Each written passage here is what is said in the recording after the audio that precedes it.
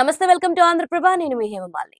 ఆరోగ్యానికి ప్రమాదకరమైన పొగాకు ఉత్పత్తుల వినియోగాన్ని నివారించడంపై కేంద్ర ఆరోగ్య శాఖ కఠిన చర్యలకు సిద్ధమవుతుంది.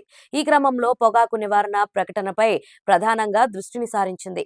ఓటీటీ ప్లాట్ఫామ్లో ఈ ప్రకటనలను స్కిప్ చేయడానికి వీల్లేని విధంగా ప్రసారం చేయించాలని భావిస్తుంది. ఈ ప్రతిపాదనలు ఆమోదం పొందడమే తర్వాయి 20 సెకన్ల పాటు అంతరాయం లేకుండా ప్రకటన ప్రసారం అవుతుంది. ఈ మేరకు ఓటీటీలకు సంబంధించి ముసాయిదా నిబంధనను కేంద్రం ఆరోగ్య మంత్రి శాఖ జారీ చేసింది. ముసాయిదా ప్రకారం దేశ విదేశీ చిత్రాలతో సంబంధం లేకుండా సిబిఎఫ్ఏసి సర్టిఫికేట్తో నిమిత్తం లేకుండా 2023 సెప్టెంబర్ 1 నుంచి సవరించిన నిబంధనలను అమలు చేయాల్సి ఉంటుంది. స్ట్రీమింగ్ ప్రారంభం మధ్యలో కలిసి కనీసం 30 సెకన్ల పాటు పొగాకు వల్ల కలిగే అనర్థాలపై ప్రకటనలు ప్రదర్శించాల్సి ఉంటుంది.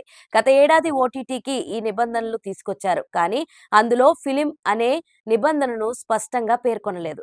ఈ నేపథ్యంలో ప్రజారోగ్యాన్ని దృష్టిలో పెట్టుకుని స్కిప్ చేయడానికి వీల్లేని ప్రకటనలు ఉండాలని నిర్ణయించింది. గత ఏడాది సెప్టెంబర్ 1 నుంచి Netflix, Amazon Prime Video, Jio cinema, Sony LIV వంటి ఓటీటీలు పొగాకు వినియోగాన్ని నివారించే ప్రకటనలు ప్రసారం చేస్తున్నాయి.